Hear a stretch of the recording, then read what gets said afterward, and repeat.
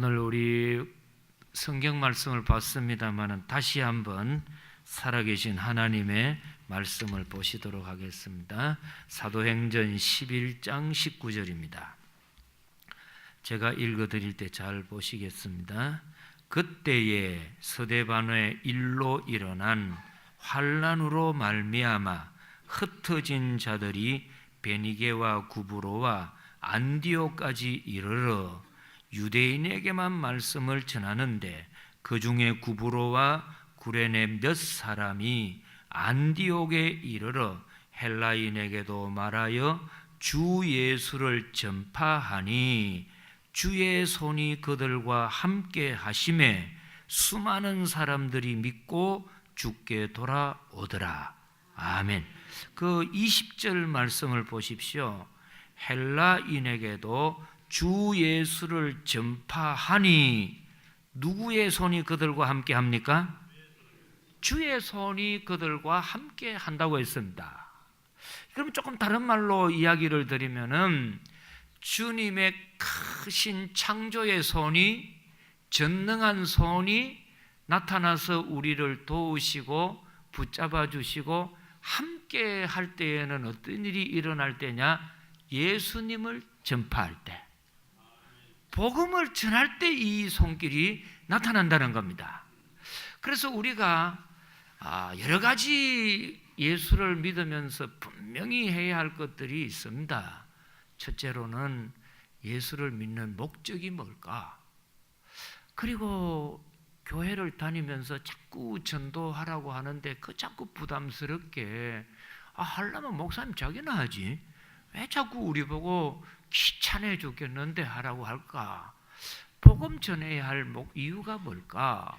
그리고 더 나가서 예배를 드려야 할 목적이 뭘까? 이 이유를 먼저 알고 신앙생활하는 게 참 큰 도움이 됩니다. 근데 그 중에 하나, 우리가 꼭 살아가면서 복음을 전하고 예수님을 전해야 하는 큰 이유와 목적이 어디에 있느냐 하면은 살아가는 날 동안에 주님의 손이 나타나고 주님의 손이 우리를 붙잡아 주시고 주님이 손이 나를 도와주시고 이런 역사를 체험할 때에는 반드시 필수적으로 해야 하는 것이 복음 전할 때라는 겁니다.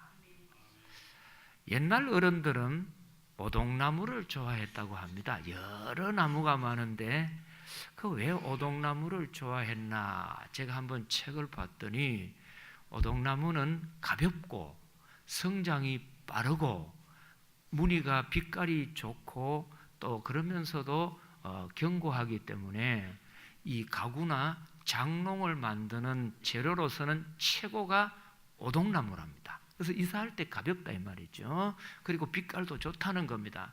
그래서 옛날 어른들은 딸을 놓으면은 딸을 놓는 그날 이튿날 바로 하는 게 뭐냐면은 오동나무를 갖다가 집들에 심는다고 합니다. 그러면은 그 딸이 20살 되고 시집 갈 때쯤 되면은 이 오동나무가 금방 자라가지고 튼튼한 나무가 되어서 그 한 그루를 자르면 시집가는 딸, 가구를 만들 수 있다는 겁니다. 그래서 이 오동나무는 시집가는 딸, 가구를 만들고 베기 위해서 심는 나무가 오동나무입니다. 근데 똑같은 오동나무인데도 벽오동이라고 하는 게 있습니다. 이 벽오동은 푸른 빛깔을 띠는 오동나무라고 해서 벽오동이라고 하는데 이 벽오동을 심는 뜻은 딴 데 있습니다. 그래서 1980년도 70년대에 김도향이라고 하는 아주 신체 건장한 가수가 와타타타 하면서 벽오동 심은 뜻은 하고 노래가 있습니다. 그래서 이 벽오동을 심는 뜻은 베어버리기 위한 뜻이 아니고 목적이 아니고 벽오동을 심어 놓으면은 전설에 나오는 봉황새가 날라온답니다. 그래서 이 봉황새가 날라오면은 그해 그 동네에 흉년이 들고 또 저주가 있고 이러면은 봉황새가 날라오면은 풍년이 들고 좋은 일이 생기고 태평성들을 구가하기 때문에 봉황을 불러 오려면은 뭐를 심어야 하느냐? 벽오동을 심으라는 거죠. 그래서 이 봉황새는 딴 데는 안 살고 반드시 둥지를 틀고 사는 데는 무슨 나무라고요? 그리고 오동나무인데 일반 오동나무는 안 삽니다. 벽오동에만 산다는 거죠. 그래서 옛날 어른들은 마을을 위해 가지고 봉황새가 날아오는 걸 염원하면서 벽오동을 심었다고 하는 겁니다. 그처럼 우리가 살아가면서 늘 마음속에 간절히 원하는 것이 있는데 그게 뭐냐? 주님의 손이 임하기를 원합니다. 그래서 사무엘이 살아가는 날 동안에는 신기하고 놀라운 일이 있었는데 전쟁이 일어나거나 환란이 임하거나 역경이 오지를 않습니다. 어떻게 사무엘 선지자가 사는 날 동안에는 이런 일이 일어날 수 있을까 할 때에 그 이유를 사무엘상 7장 13절에 보면은 이렇게 써놓았습니다. 사무엘이 사는 날 동안에는 하나님께서 크신 손으로 막아주셔가지고 블레셋 사람이 쳐들어오지 못하게 하시더라는 겁니다. 제가 한번 사무엘상 7장 13절 자세히 읽어드립니다. 이에 블레셋 사람들이 굴복하여 다시는 이스라엘 지역 안에 들어오지 못하였으며 여호와의 손이, 누구의 손입니까? 여호와의 손입니다. 이게 고양이 손이나 사람 손이 아니에요.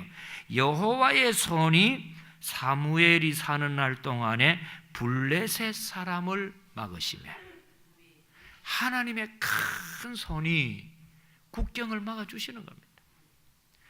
그 나라의 국토를 막아주시는 겁니다. 그 나라의 사업을 막아주시는 겁니다. 그 가정의 울타리를 막아주시는 겁니다. 솔직히 말해가지고 사무엘이 몸부림치고 24시간 보초를 섰다고 전쟁 안 일어난 게 아닙니다.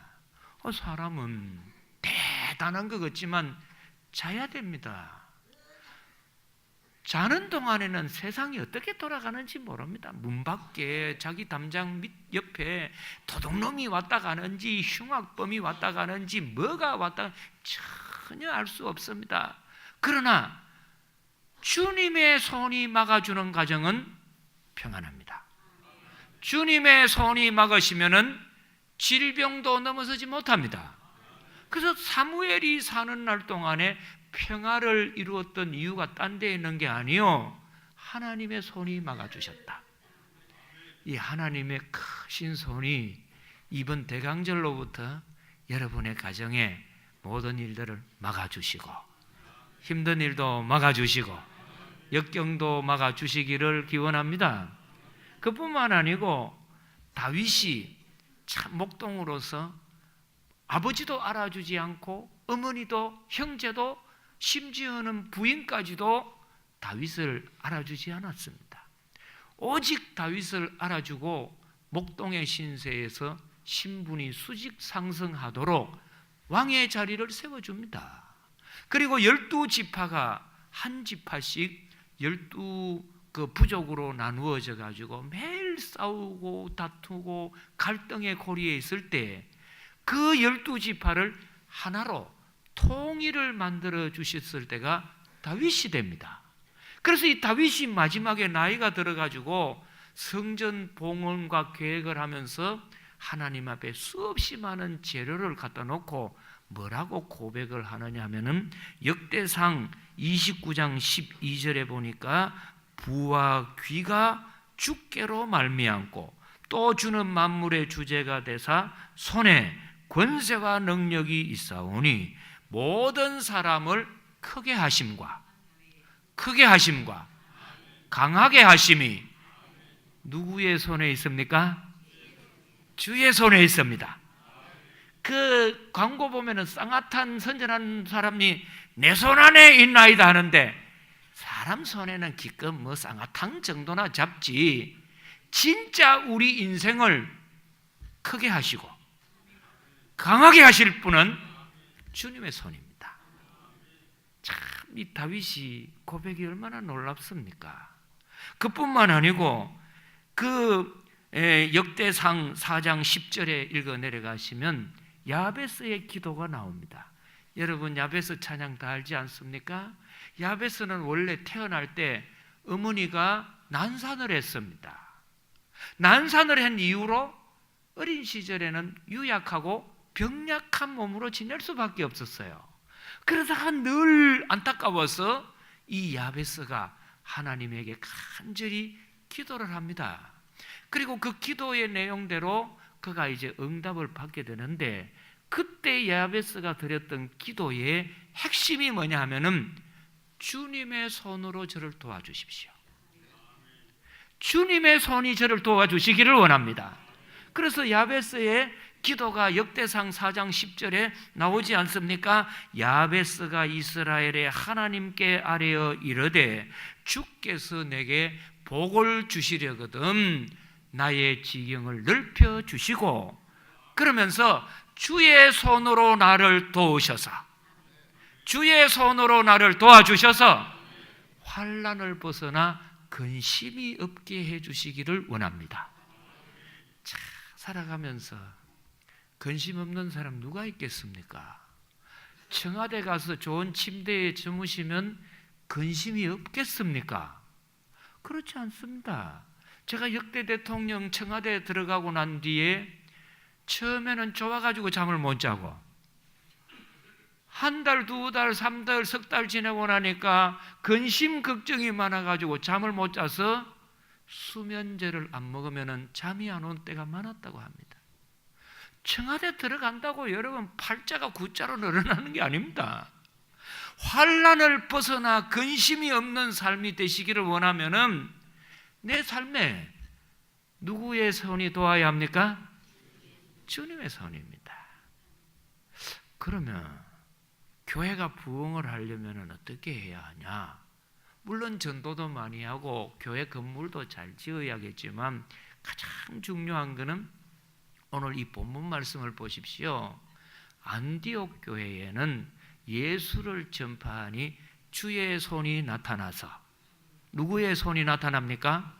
주님의 손이 나타나가지고 많은 사람들이 주께 돌아와서 부흥을 합니다. 자, 보십시오. 우리 교회는 참, 저는 자나깨나 교회가 부흥하고 성장하는 평산교회 되기를 원합니다. 어떤 분들은 뭐 양적 성장만 추구하냐 그렇게 비판하는 분들도 있지만은 그렇지 않습니다. 성서적으로 보면은 교회가 부흥해야 할 큰 이유 중에 하나가 뭐냐면은 교회 부흥은 그냥 되는 게 아니고 주님의 손이 역사할 때 부흥합니다. 부흥한 교회는 누구의 손이 역사한 증거입니까? 주님의 손입니다. 그리고 교회가 크게 부흥하고 성장하면 어떻게 되는 줄 아십니까? 큰일을 할 수 있습니다.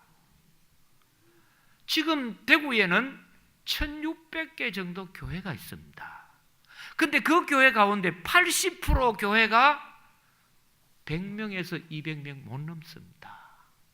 그러면 교회가 100명에서 200명이 못 넘어서면 현상 유지 급급합니다. 사회봉사 꿈만 꾸다 맙니다. 해외 선교 어렵습니다. 왜요? 나무 가지가, 작은 나무 가지는 기껏해야 쓰임 받는 게라고는 모르겠죠. 뭐 이쑤시개, 젓가락 이 정도 큰일을 못합니다. 부러지는 거죠. 기껏해야 뭐 그 불 떼는데 부적경이 나죠. 그러나 큰 집에 대들보 제목이 되려면은 일단 그 나무가 커야 합니다. 저는 우리 교회가 주님의 손으로 성장하기를 원합니다. 부흥하기를 원합니다. 그래서 우리 이 서구 지역에 필요한 것이 있으면 우리 교회를 통하여 많이 돕기를 원합니다. 그래서 구청에서 못하고 시청에서 못하는 일을 우리 교회가 도와줄 수 있기를 원합니다. 그래서 해외에도 우리 교회를 많이 세워주기를 원합니다. 이번에 말레이시아 선교에 우리 4번째 교회를 세웠지 않습니까? 한 5분이 헌금을 해 주셨는데 정말 감사합니다. 4천만 원 되는 돈인데 그게 금방 들어왔는데 그게 제가 광고를 잘하거나 설교 잘한 것이 아닙니다. 저는 했던 거는 주님의 이름으로 복음 전하면 좋겠다 이 생각을 했는데 놀라운 것이 생각지도 못한 사람들의 마음을 주님의 손이 만져주시고 역사하셔서 그분들이 1,000만 원씩, 500만 원씩, 2,000만 원씩 헌금한 거 아닙니까? 모르겠습니다. 뭐 돈 많은 재벌들이야 1,000만 원, 1억 원 뭐 껌값이라고 하는데 뭐 너무 껌이 그렇게 큰지는 모릅니다만은, 그러나 이 불경기 시대의 단돈 1,000만 원이 얼마나 큽니까? 그거를 선뜻 우리 교회도 아니고 해외에 있는 교회에 내놓는다는 거요, 그거 쉽지 않습니다.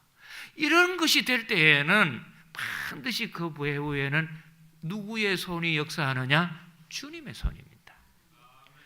그리고 이렇게 교회가 부흥하고 성장하면은 이게 그냥 끝나는 게 아닙니다. 목사만 좋고 교회만 좋은 게 아닙니다. 알고 보십시오. 요한 3서 1장 2절에 보니 영혼이 잘 되면 범사가 잘 되고 강건하리라. 너희는 먼저 그의 나라와 그의 의를 구하라. 그리하면은 이 모든 것을 너희에게 더하시리라. 이런 말이 뭡니까? 하나님의 교회가 부흥하고 성장하고 번창하고 또 확장이 되면은 그 여파가 어떻게 오느냐? 선순환의 축복이 되어서 교회에서부터 그 은혜의 물결이 가정으로, 가정에서 동네로, 동네에서 그 지역으로, 도시로, 국가로, 세계로 확장되는 겁니다. 우리 인생에는 순환이 있고 파급 효과가 있습니다. 악순환에 한번 고리가 연결돼 가지고 자꾸 넘어집니다. 그래서 옛날 분들은 뭐라고 합니까? 사자성어 가운데 설상가상이라고 합니다. 눈이 와가지고 미끄러운 빙판인데 거기다가 서리까지 와가지고 발만 갖다 대면 넘어집니다. 그래서 이제 이런 경우를 엎친 데 덮쳤다 그래요. 그래서 뒤로 넘어지고도 코 다쳐버립니다. 그래서 이런 경우는 우리 경상도 말로는 재수 뭐 붙었다고 해요? 여러분 잘 아시네. 진짜 재수 없는 분들만 해. 왜 그래요? 안 된다는 것은 그 자체가 안 되는 게 이미 악순환의 고리에 말려들었기 때문이에요.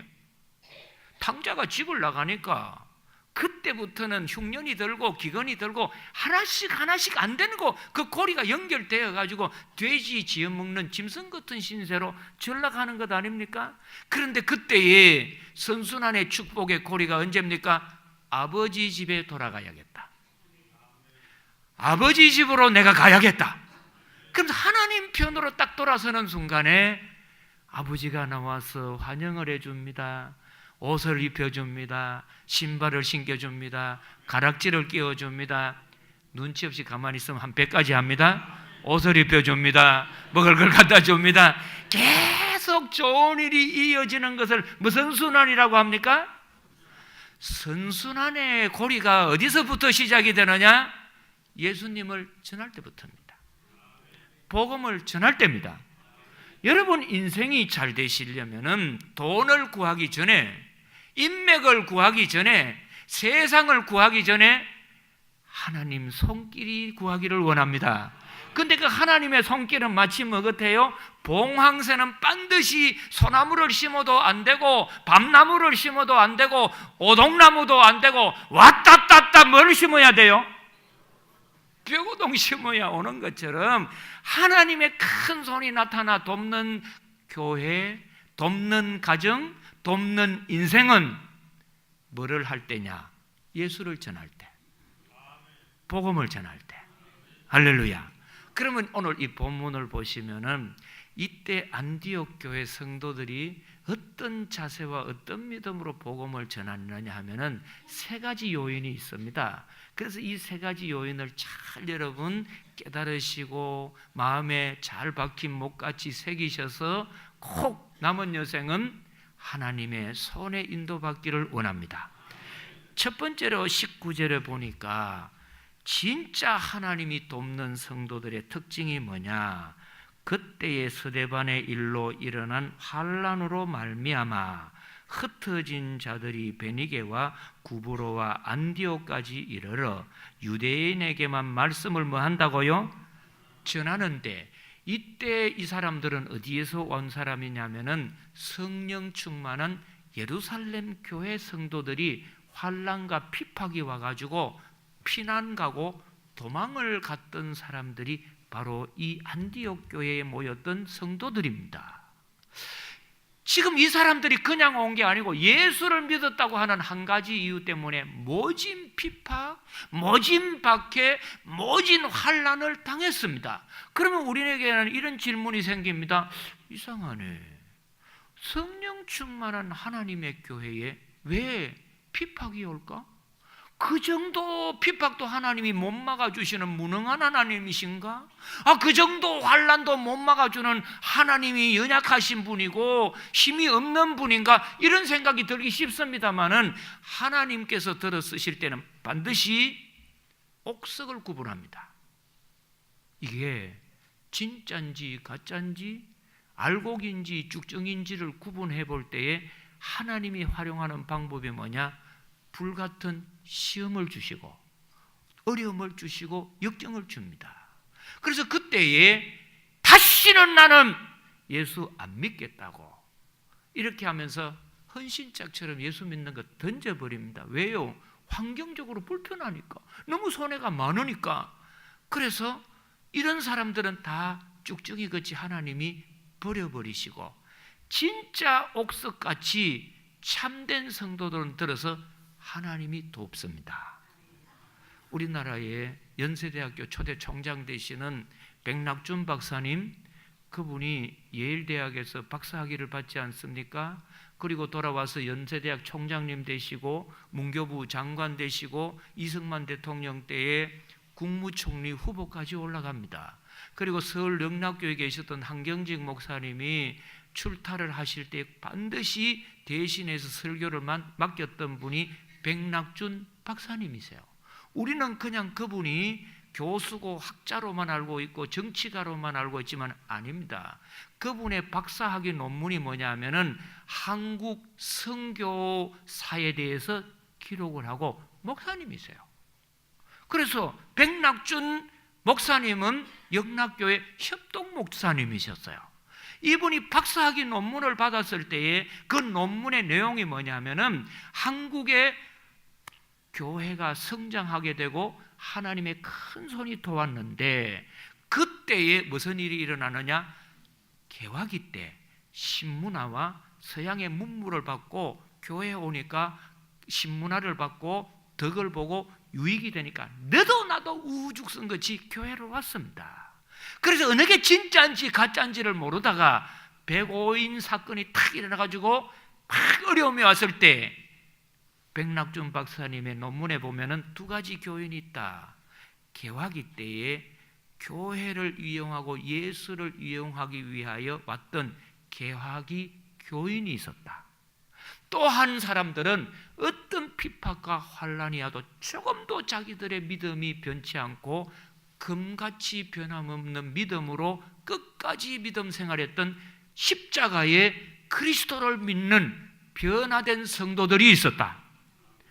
한국 교회는 핍박이 와서 다행스럽게 개화기, 명찰만 달고 있고 쭉정이 있는 가짜들을 제거해가지고 진짜 성도들이 복음을 전하니까 부흥했다는 거죠. 예루살렘 교회에 핍박이 온 건 하나님이 진짜 가짜를 흔들어 본 겁니다. 그리고는 가짜는 다 버리시고 진짜 알곡 같은 성도들이 안디옥에 모여서도 예수 믿는 표시만 내도 손해가 되고 불이익이 되고 어려울 텐데도 그들은 환경이 어떤 환경이든지 내가 믿는 예수님은 변함없이 의지합니다. 그러면서 적극적으로 표시를 내고 전도할 때에 하나님 역사가 일어납니다. 진짜 믿음 있는 사람은 환경 때문에 흔들리지 않습니다. 날씨 추우면 교회 안 나오고, 날씨 좀 좋으면 교회 슬슬 나보고, 날씨 좋으면 등산 가고 골프 가고, 비 오면 슬슬 가볼까? 이게 아닙니다. 진짜 믿음 있는 사람은 환경 극복하기를 원합니다. 두 번째가 뭐냐면은 이들이 와가지고 처음에는 유대인들에게만 복음을 전했습니다. 왜요? 이 피난 와가지고 그 안디옥에 생소한 이방인들, 지성이 있는 헬라인을 만났더니, 야, 저런 사람들에게 우리가 주눅이 들어서 어떻게 복음 전하겠냐, 그러면서 사람의 차별을 둬버렸어요. 사람의 장벽을 둔 겁니다. 그러다 가만히 보니까 그 사람들도 역시 죄인이고 예수님이 믿어야 구원을 받을 사람이에요. 그래서 유대인의 한계를 뛰어넘어서 헬라인에게도 복음을 전해서 사람의 장벽을 뛰어넘는 겁니다.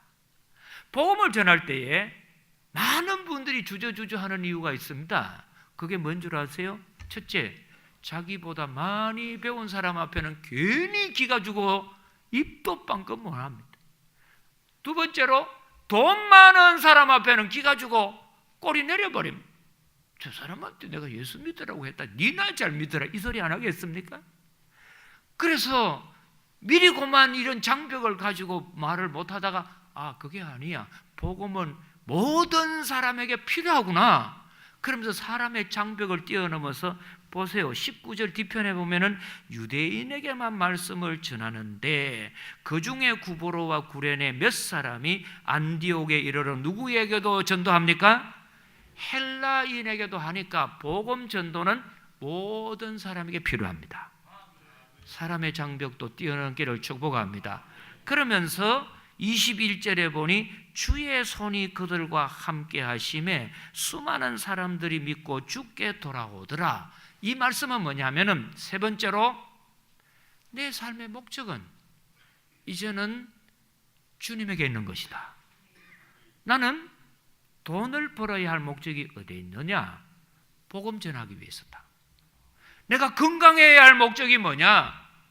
120살까지 살려고 건강한 게 아니고 주의 복음 전하기 위하여 건강하기를 원합니다.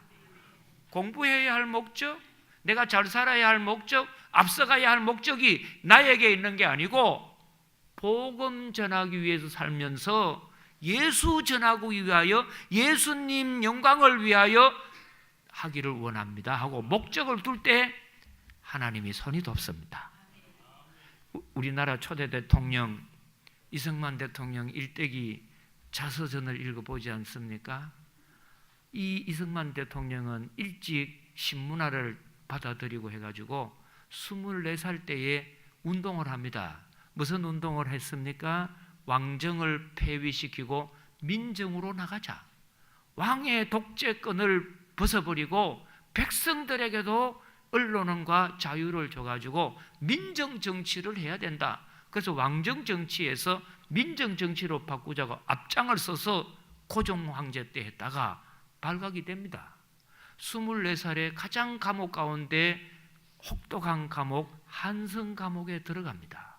한성 감옥에 들어가면은 반신불수가 되거나 폐인이 되어 나온다고 하는 곳입니다.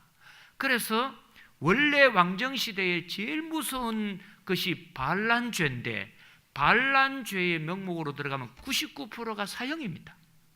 천만다행으로 종신형을 받고 들어갑니다. 24살에 종신형을 받고 들어갔는데 나오는 밥이라고 하는 건 밥이 아니에요. 모래가 더 많이 섞여 있는 그런 좁쌀이라든지 그런 아주 악조건 속에서 음식과 치약의 빈대벼룩이 있는 그곳에 추운 겨울에 감옥에서 지내니까 하루가 지옥입니다. 온갖 갈등이 심했죠. 그러다가 그때 마침 선교사님이 성경을 한 권 넣어줬습니다. 이승만 청년, 우리 인생에 살아가면은 내 인생을 내가 사는 게 아닙니다.